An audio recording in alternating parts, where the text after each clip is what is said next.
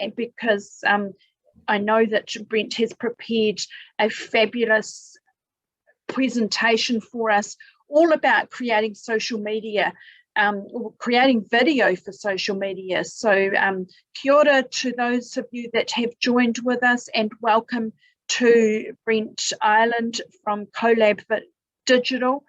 Brent today is going to share his wisdom of making videos. This is something that people love. They always love clicking on videos. I know I love clicking on videos myself. I've attempted to make a few, but I'm really looking forward to your tips today. Kia ora to you, and we look forward to your presentation now, Brent. Brilliant. Thank you for having me. Cool. So pretty much what we're going to run through is a pretty detailed presentation on creating video for social media. So first and foremost, quick introduction to me. So obviously, if you joined us in the previous session, you'd know that Collab is a specialist digital agency, and in fact, one of the biggest parts of our business is video. So on average, and even if we look at the last 12 months, we probably created 300, I think it's about 315 or 16 videos. So we're doing that in every direction, pretty much for every industry. So with that said, everything that we're going to talk about today is based on our learning from both organic and paid approaches using the videos that we're creating. So it's fundamental best practice for you to do a good job, really. So that's the intro. We're going to crack straight into it. So the agenda for today. So what we're going to cover is, first and foremost, why use video? So pretty much the importance of video and where it sits in the social media space. The types of video that we can create, and they're all distinctly different. I'm going to share a few apps, programs, and kind of technology, software that is certainly going to help you to create better video. And then we're going to move into the planning, shooting, and editing phase. And I'm going to break these down in a few simple steps for you, so it's nice and straightforward. And then as you see, the seventh task, or the seventh part that we're going to cover, homework. Yes, there is a little task for you at the end of this, should you choose to undertake it. And certainly I would recommend, because there is an incentive. Cool. So first and foremost, why use video? Now for us, it's no denying that, you know, as consumers, the way that we use social media in the digital space, that we consume a lot of video. Now, there was a day and time where we, on our phones and the plans that we had, we certainly were restricted in terms of how much kind of moving content we could watch, right? Because we had a data cap and we didn't always have access to Wi-Fi. The game's changed. We've got unlimited data pretty much everywhere we go. Most phone plans now have an unlimited cap. Does slow down when you get to a certain amount of usage, but certainly is unlimited. And then at home, you know, look, we've got Wi-Fi, and more often than not, it's fiber now. It's super fast. So with that said, video is being consumed a hell of a lot more. It's engaging, all right? So video can hook someone through both audio and visual. So unlike a static piece of content, totally different. So big thing to note, look, video is certainly engaging. It's emotive. Now, the number one thing for us when we're creating video is what we have to understand is that we can drive emotion, and that emotion could be a thought or a feeling. And if we can do that, what we're doing is we're actually creating emotional connection. And that's the first stage in us then driving some type of action. Some type of action could be an engagement. So someone liking, someone commenting, someone sharing, or it could actually be them going through to your website, or it could be them actually purchasing, if that was, you know, something that you wanted to push towards. So first and foremost, you know, video is emotive, and it does drive that emotional connection. And from that connection, then comes action. So that action can be determined based on the purpose of your video. So it's engaging and it's emotive. In terms of video best practice, look, shorter does work best when it comes to social media. That said, for us, it's all about context, because look, if we need 10 minutes to tell a longer story, and we've thought about this video and look, we need 10 minutes to do so, well, then that's perfectly fine. It all comes down to the context of the video and the story that we are trying to tell. If anything, probably the majority of the video that we create would probably be between 30 and 90 seconds. Some videos, however, are up to about 20 minutes when they need to be. So really, look, this question that often comes up is how long should I be shooting my video for? It is kind of, how long is a piece of string, in all honesty? So really it does come down to the context of the video, the story that you're trying to tell and the message that you're trying to convey. And look, if it needs to be longer, then absolutely. So in terms of that question, yeah, look, again, bit of thought required. And what we're going to do when we get to the video planning stage is we're going to talk our way through how we come up with, I guess, that answer, how long it should be. Anytime we're shooting for mobile in this day and age, look, we're mobile first. What we do know is roughly 80% of the audience is going to view our video on mobile exclusively. So with that said, we need to, I guess, be conscious of the majority of people viewing our video on a screen this size. So when we're shooting video and when we're thinking about the shots that we are capturing, what we have to be conscious of is how much information is in that shot. Is there too much information, or is there the right amount of information? When I say information, it includes backgrounds and external bits and pieces in that shot. And if there's a lot of, we call it noise. So if there's a lot of noise in the shot in terms of interference and things moving behind, sometimes that can be a distraction. And if that's a distraction, what's going to happen is we move away from video being engaging and we move to it being slightly disengaging, to be honest. So the big thing is making sure that we understand the environment where our content will display. And that, look, this goes for any content we really create online. We do have to think mobile first, and that's the key takeaway that we kind of need to be conscious of, right? So majority of audiences are viewing on mobile. In terms of the types of video that we create, there's three distinct different types. The first one being live video. Now, you'll all be familiar with live video. So essentially, it's the ability for us to go live. And look, it's no different to a live broadcast on the news. So it works in the exact same fashion. It is then, it is now, and it is being in the moment, and it's you showcasing something that's happening. Now, the worst thing that can happen in a live video is when something goes wrong that you do not anticipate, right? We call this how it's pretty much based on how you recover from that thing going wrong. Because often what happens is we'll have someone doing a live video and they're doing something, they're communicating some sort of message, something happens, then all of a sudden, they forget almost what they're doing, and they're also forgetting that there's a bunch of people that are viewing exactly what's happened. So there are live videos that we often see where something goes wrong that isn't planned, and then the screen goes down. All right, so we, the viewer, are then looking at the ground, or we're looking at feet or something. So really, it's all about the recovery. So if you are going to do live video, you have to be conscious of the fact that it is live, and you have to prepare yourself for almost the unknown to a degree. Again, when we use live video, which isn't very often, it's usually because there's something happening. It could be an event, it could be some specific thing, where it's an occasion, really. So we treat live video, as occasional video. The next is story video. So there's two types of video that gets posted. First one being story, and the second one being newsfeed. So first and foremost, story video is obviously the video that sits in the environment at the top of both Facebook and Instagram, and it's on obviously the desktop and mobile version of Facebook, and obviously the mobile version of Instagram. Now, story video is different, right? Because pretty much what happens with a story video is that it will sit there for a 24-hour period, and then it will disappear. It goes into an archive, so it still can be viewed by you, but not the wider audience. So they have 24 hours to consume this piece of content, and then from there it disappears.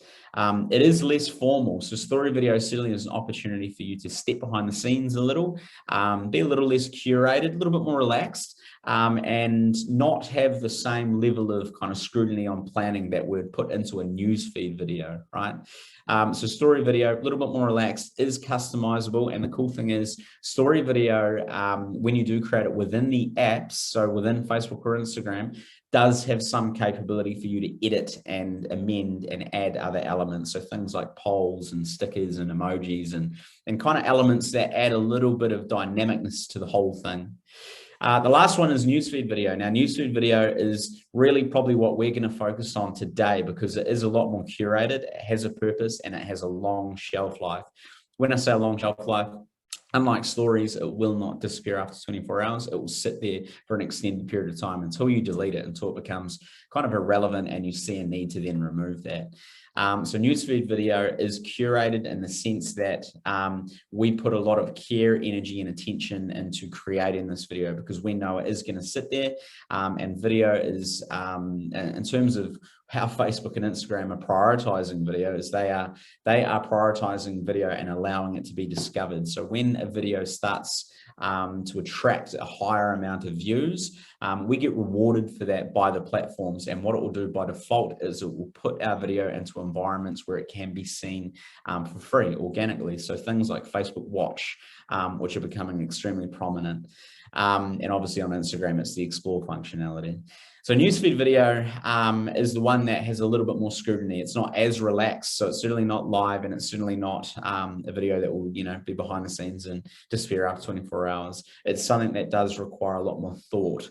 So that's really where we're going to head in today, because if we can nail newsfeed video, which is the hard one, then the other ones are easy. One thing to consider, and this is a biggie, when you're creating video, at the end of the day, we have to think about the viewer. So we're thinking, often when we create video, we're thinking about ourselves and the message we want to tell and the objective we want to achieve by telling that. But really, what action should the audience take? What do we want them to think or feel, or where do we want them to go once I've consumed or watched the video? So we have to ask ourselves this first and foremost, because often this will then dictate how we then present that video. And then look, straight away, it could be, okay, this should be a story, or I could do this as a live video, or actually, I need to put a hell of a lot more thought, care, and attention into this, and I need to shoot a video with a bunch of different angles and a bunch of different shots and a bit of music and some cool overlays to really get my message across.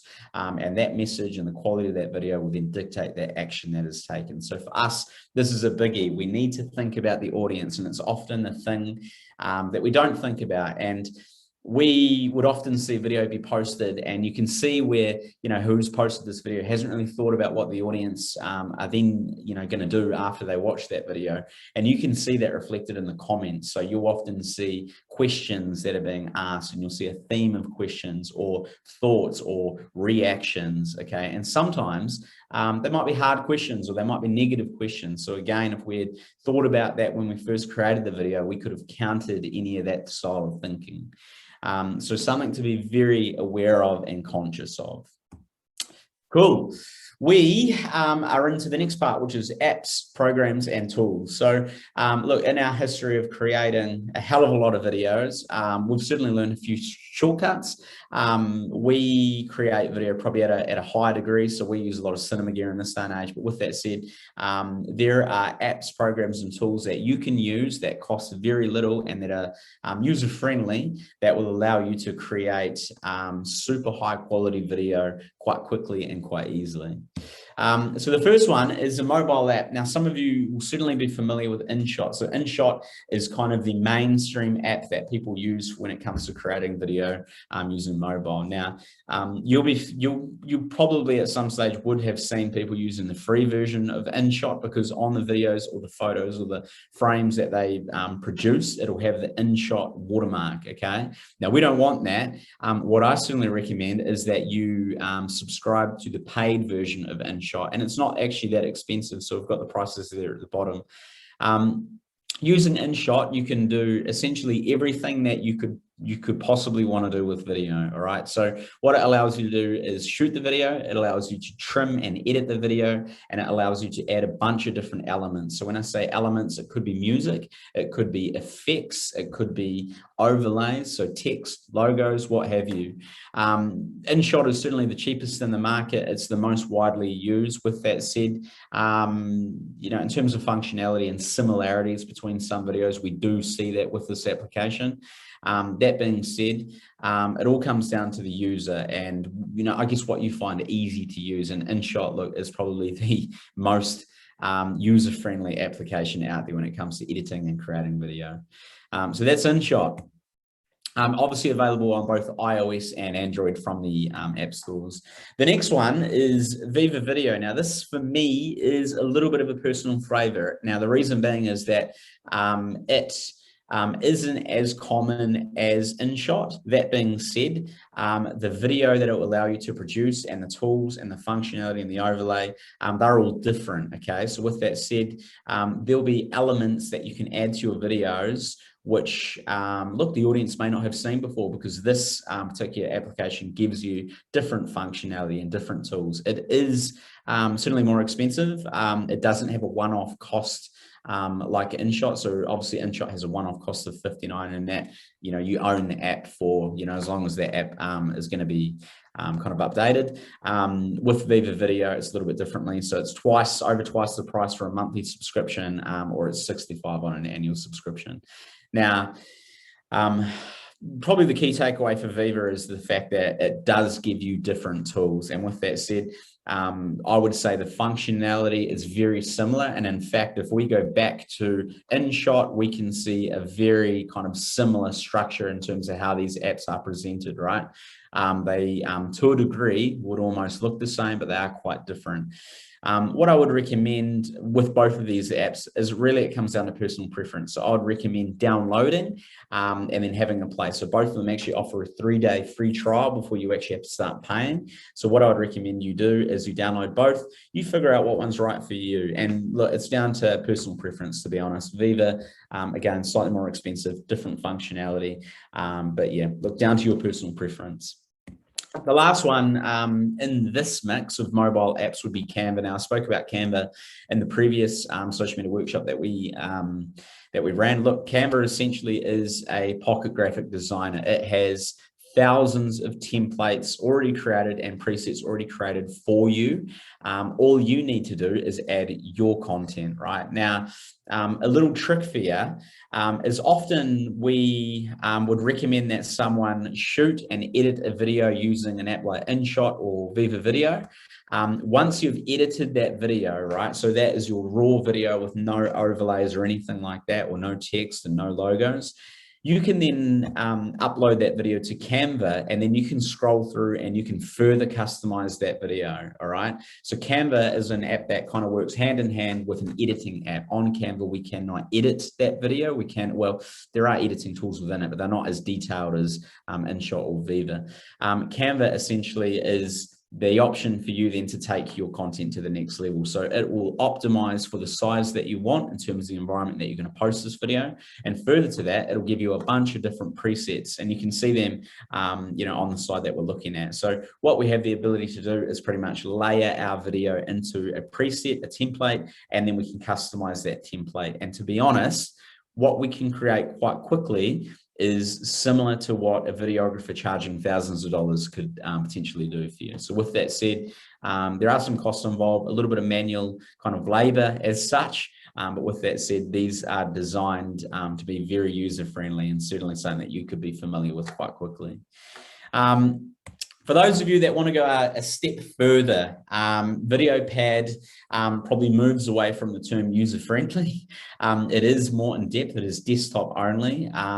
It is very technical, but with that said, it is a great piece of software that will allow you to understand the fundamentals of editing video, okay? And it has plenty of tutorials, and even if you go on YouTube, to be honest, there are a ton of VideoPad tutorials. So it works on kind of like a timeline structure in terms of layering in visuals and then audio and then other elements.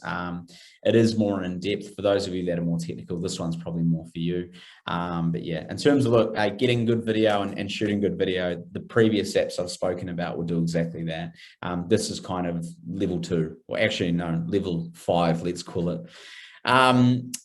In terms of other technology that's going to help you to create better quality video instantly, the first thing to know is the use of a stabilizer. So for the most part, most of you will be recording video on a mobile phone, right? And that's perfectly fine. The mobile phones and the cameras that they now have and the capability of what they can produce is phenomenal, okay? So with that said, don't worry about ever shooting video on a mobile phone. To create a quality mobile phone shot, it is all about the stability. Now, the worst thing is often when we're shooting a video, and if we're holding it this way, or if we're kind of moving around, the shot does bump around a little bit. So it becomes a little bit uneven. For the viewer, it is a little bit distracting, okay? It is certainly distracting. So having stability to your shots will straight away remove that distraction. For a small cost, you can purchase a mobile phone stabilizer. We've listed two at the bottom. DJI is the most universal, the most common, and probably the most reliable. It is also a little bit more expensive, but with that said, worth investing in, because this will allow you to step your videos up a notch immediately. So stabilizer really is just designed to reduce any movement in your shots and create stability, which is great for the viewer. They appreciate that. The last part to note is voice recording and audio recording. Now, if you are recording your audio just through your phone microphone, depending on your phone, that will dictate the output of that sound. And sometimes it's not the best quality, especially once we've been through some sort of editing process. So with that said, we've listed a SmartLav mic. So this Rode microphone pretty much clips on to your top. It allows you to record your voice immediately as a separate file. So the audio that is recorded via your phone, you can pretty much delete it. So when you go to edit your video, you just delete that audio. You then bring in the audio recorded using this microphone. So the reason that we've recommended this one is it has a mobile app as well. So you download the app, you install the app, you plug your phone into the microphone. And if you've got the new iPhone, you will need the small adapter. But with that said, you plug the whole thing in together, you do your video wearing the microphone. What will happen within the Rode application that you've also downloaded is it will then save an audio file. You can then pull that audio file across to those other applications along with the video that you've recorded and then match the two together. It sounds like a little bit, it sounds like more work, but look, at the end of the day, stability and having good quality audio can really mean the difference to how your video is perceived or how professional you then come across. So these things really just step the quality up significantly for minimal investment. Obviously, these are one-off investments. Cool. So that's key apps and programs that we would certainly recommend, and some tech in there as well.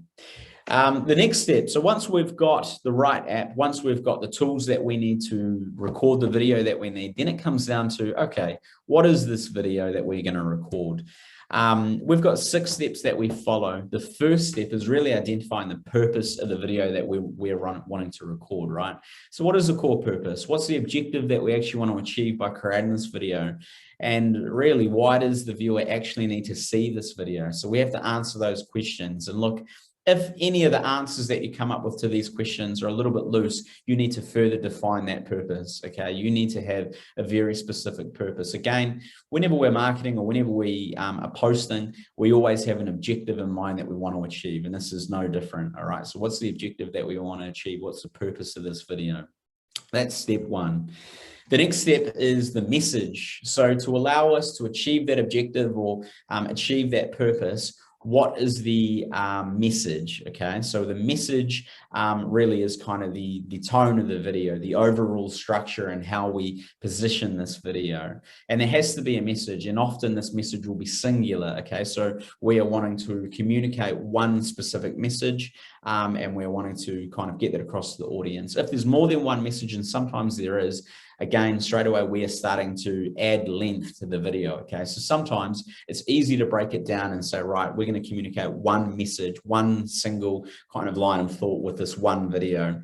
If we have more than one message, well, potentially that's a second or a third video, okay? So we can start to break things down a little bit. And as we do that, we actually make things a bit easier. So that's step 2. Step 3 is establishing the setting, and this is something that is often overlooked. Okay, so first and foremost, where are we actually going to shoot the video?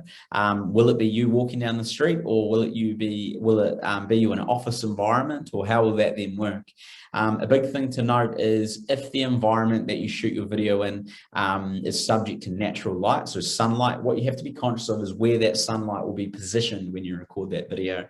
If you've got a bright piece of sunlight kind of on your face or kind of in the shot, what's going to happen with your phone is it's going to overexpose. And as you move around, all of a sudden the screen will overexpose and go fully bright, but then it will go back to being dark, okay? So again, this is going to affect the overall quality of the video. So be very conscious of natural sunlight coming into your shot, because that's going to influence the camera, all right, and the camera. So pretty much the camera is looking at all the information that's in front of it, and it's pulling it into that camera. And if that lighting is going to change, then we have an issue. Other things to note is, will there be background noise? So if you're going to be, out and about, is there going to be traffic noise? Is there going to be talking? Is there going to be a phone ringing potentially? So you need to be conscious of all these elements, because at the end of the day, you want these to be right. Okay, so establish the setting is step 3. Step 4. Now, this is an interesting one. Creating a rough script, and I've put the word rough there because at the end of the day, often we see people write a detailed script and they try and follow this detailed script. The problem with that, right, is it comes across probably too structured and a little bit less human, because we don't have this natural flow of communication and conversation. Instead, we are often, referencing, and we are disconnecting ourselves from the video. Whereas even now, I'm making eye contact with the screen, the camera, the whole time. So I'm actually engaging you in what I'm saying. Whereas if I was reading from a script, or if I was reading what's on the screen right now, there's no way I'm going to make eye contact and maintain eye contact with you, the viewer. An easy way to go would be to create bullet points. So these bullet points are really just designed to keep you on track. You can glance across at them and they allow you to kind of maintain the structure of the video. So establishing those bullet points prior, again, look, they tie straight back to the objective and the purpose of the video. That will keep you on track for where you want to be in that video. And they allow you not to get lost, because what happens when we get lost, all of a sudden we make a mistake and then we have to re-record, and that can sometimes become a painful process. So that's step 4. Step 5 is establishing the shot list. Now, this is often referred to in the video industry as storyboarding. Now, you don't have to draw pictures and all those sorts of things. You just have to have an understanding of, okay, what shots do I need to include in this video to give it context, to give it depth? Is it just going to be a shot of me talking on the camera?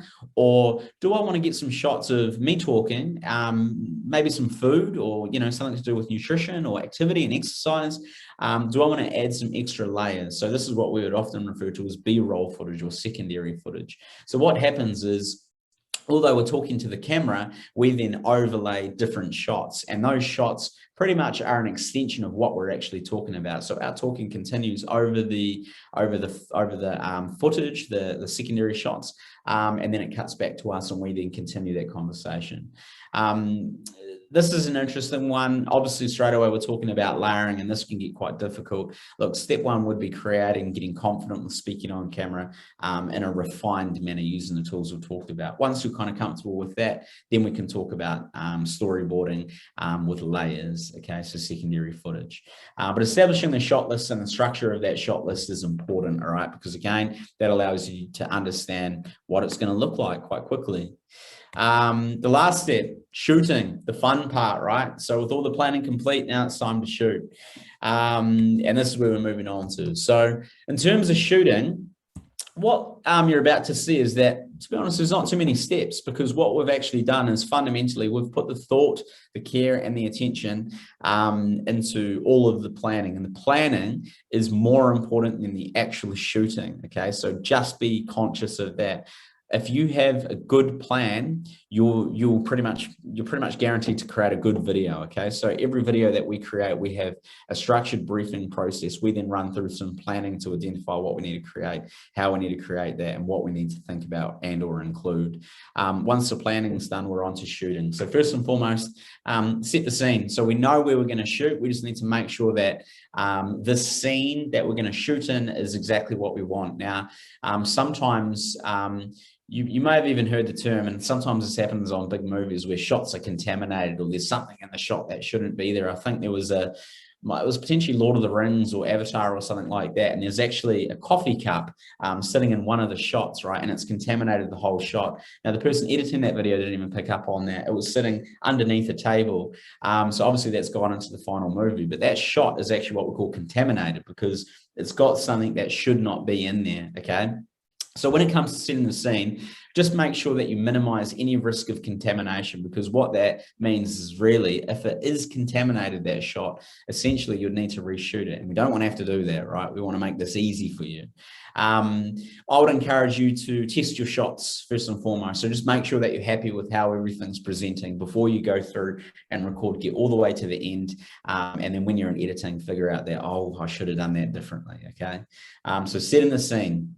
The next part is minimize disruptions, and in fact, do not allow for any disruptions. So that could be phones ringing, external noise, people entering the room where you're shooting your video.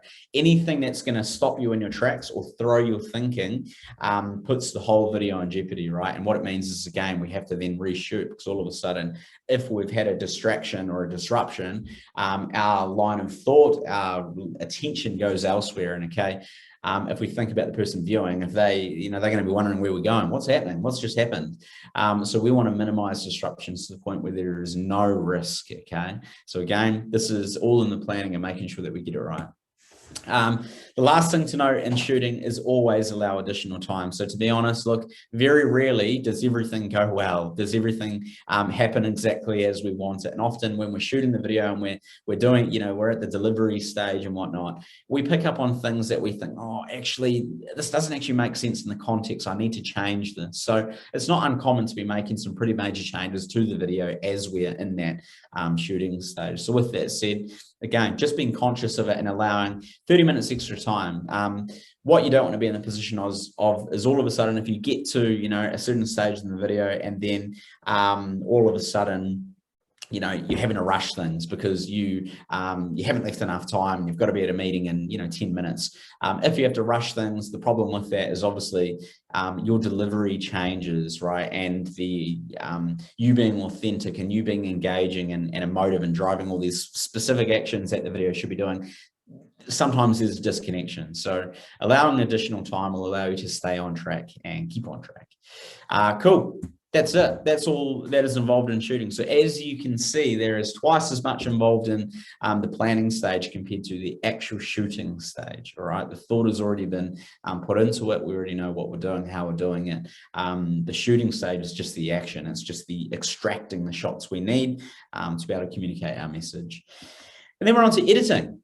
So editing is the fun part, to be honest, because it's where you get to bring everything together. So first and foremost, it always begins with trimming. Trimming is a ruthless stage of the video, because often, what happens is when you're trimming, you watch it so many times that in your mind, you start thinking about parts and economy where you can trim and you can be a bit more ruthless, all right? So when I say, what I mean by this is pretty much you will have a scene that you've shot, you might get halfway through it and think, actually, this could be done differently. I could probably cut out this whole part here and just put that, glue these other parts together, and I'm going to get to the point a lot quicker. And this is super common for this to happen. So in that trimming stage, you can be quite ruthless and you can be super concise with how you trim. Now, both InShot and Vivid Video, and especially VideoPad, offer the ability for you to trim quite easily. So, when you hit the record button, you're not going to start your video and the perfect delivery straight away. You're going to make mistakes, then you're going to get up and running. So that trimming stage allows you to trim and only start the video when you've nailed it, right? And then you can glue all the right shots together. So trimming, bringing it all together is pretty much the final footage, right? So the final footage is pretty much the end shots, and these are the ones that you're happy with, and this is what's going to be in your final video. So really now it's just the case of bringing this all together. And usually at this stage, often there is the chance that you identify the need to capture an additional shot. And look, it could be an overlay. It could be all of a sudden, if we're talking about nutrition and we're talking about a video around nutrition, and we think, oh, it'd be really cool if we had a shot of sprinkling something onto a salad or something similar, right? So just that contextual shot that will give the video more depth. And to be honest, this would be quite easy to do if we had that shot.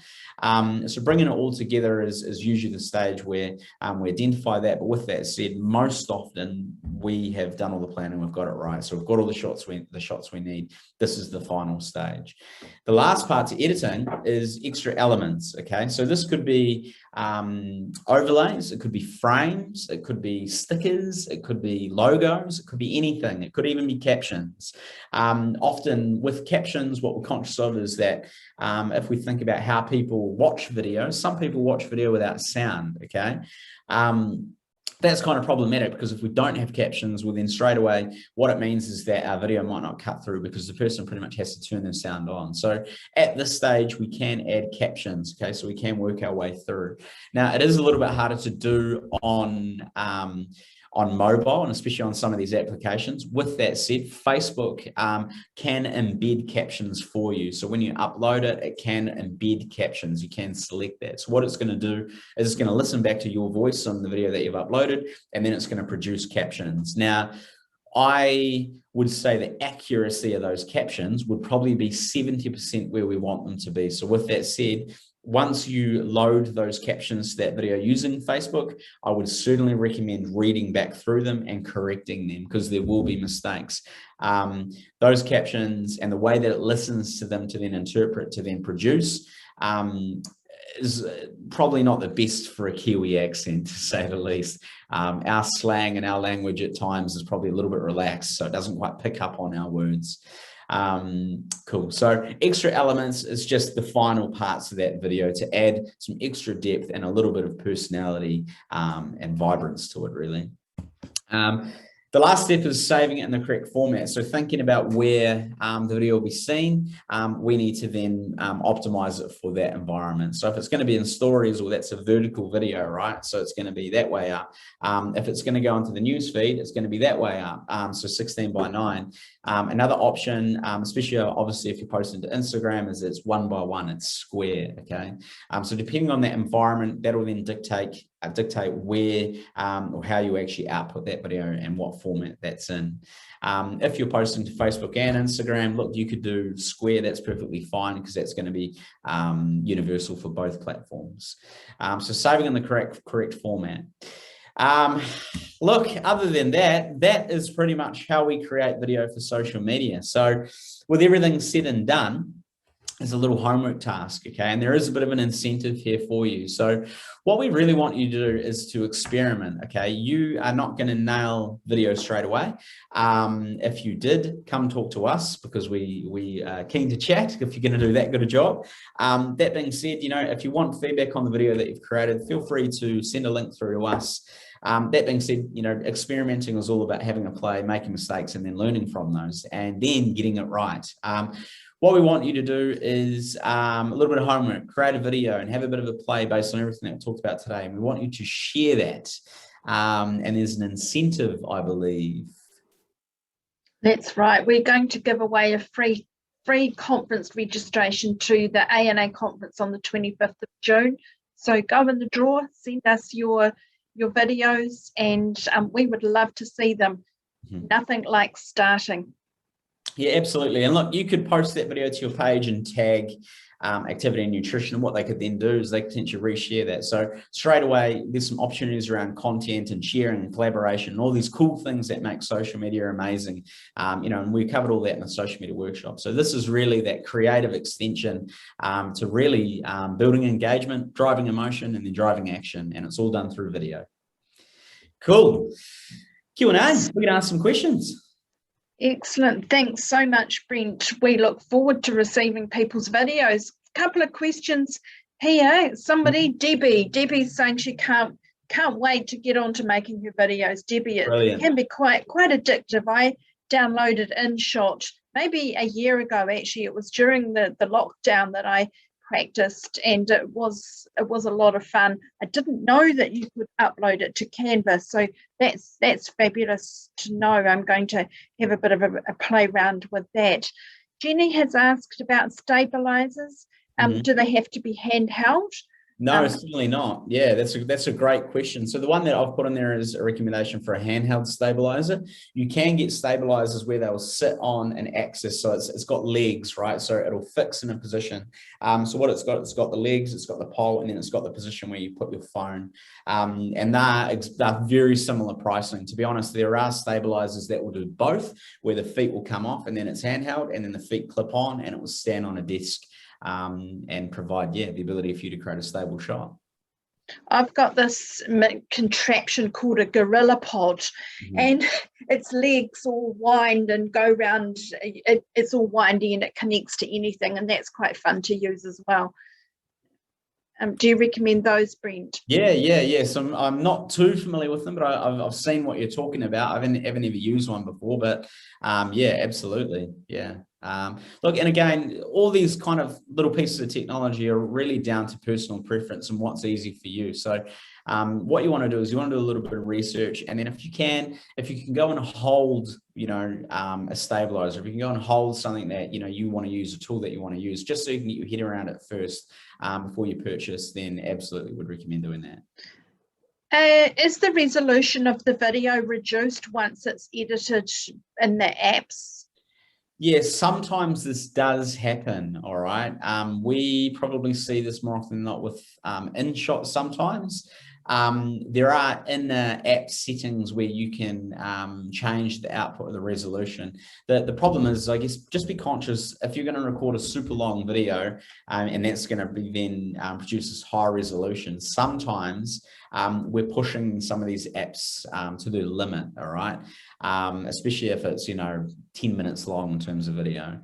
So just be conscious of that. But yeah, look, probably the biggest thing around resolution is making sure that the program that you're going to upload it to, so whether that be, or the platform I should say, so Facebook or Instagram, in your own individual settings, that you are allowing uploads to be in HD, because by default on Facebook specifically, in the settings section that is tied to your individual profile, sometimes it'll be off. So uploads will not be in HD. They'll pretty much be based on a low resolution upload.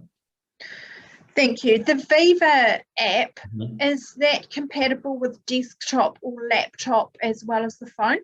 Unfortunately, it's only mobile. Canva is the one that's able to be used across desktop and mobile. So yeah, unfortunately. Excellent. And what about time-lapse features? Do any of the apps have those? I actually can't answer that question because I've never actually had a look at that.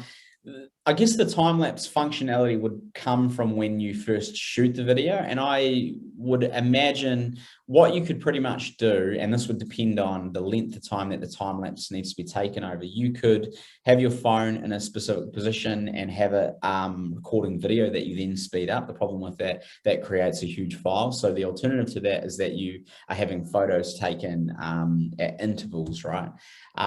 You could then upload all of those into the app and then sync them together in the same manner that you would with footage, except it's going to be still images, and then you'd speed that whole file up, right? So all of a sudden you would increase the speed by even maybe 10 times, and then that would just make its way through. So I'm not too sure if that would be built into the actual application, or if that's something that you would do through the recording stage. Thanks.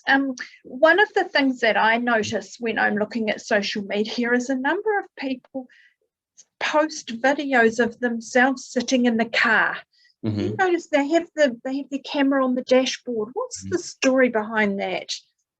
Look, we see these often, and at the end of the day, look, if that car's in motion and clearly this person is driving, then we have a fundamental issue where they have not actually thought about this, because legally, that's not what we should be doing. So again, look, it all comes down to the environment. When we're planning our video and we think about the setting, I would certainly not recommend being sitting in a car. Look, if you're sitting in a car, you don't want to be behind the driver's wheel. You want to be in the passenger's seat. And to be honest, that environment leans more towards less curated, informal video. So that could be a story, perhaps, certainly not a video that we're recording to then edit and then produce. Excellent. Last question here, Brent. Any advice on doing a video interview? Can this be done on Zoom, or do we still need a professional crew? I'm nervous about doing this for a professional interview to put on a website. Any advice appreciated? To be honest, look, one thing I will say is really the quality of your video. At the end of the day, it doesn't really matter about the format that it's then been recorded in, because if the purpose if it has a specific purpose and you know, the message is super strong and it's super engaging, well, it doesn't really matter if it's done on Zoom instead of, you know, going off and spending thousands of dollars on a professional crew. So if you think about that video specifically, and if you think, you know, hey, look, we can achieve and we can get the same message across in an environment like Zoom and using technology like this, compared to, you know, having a film crew. Look, the shots might be a little bit more fancy and whatnot. Yeah, I mean, at the end of the day, it could be done on Zoom. So again, quality of the video would dictate that. Yeah, it's personal preference in some respects. Great. Debbie says that she's heading off to Mount Cook for the weekend and she's going to take some videos. So Debbie, Brilliant. send that in to us. We'd love to see that, and you'll go into the draw to win a conference ticket. Then the notes that Brent has delivered in his presentation today will be available. We'll send them out to you and they will be on our website. So we look forward to your wonderful creations. Thank you very much to Brent Ireland from Colab Digital for being with us today and sharing your wisdom. Pleasure. Thank you for having me. Ka kite anō. Thank you. See ya.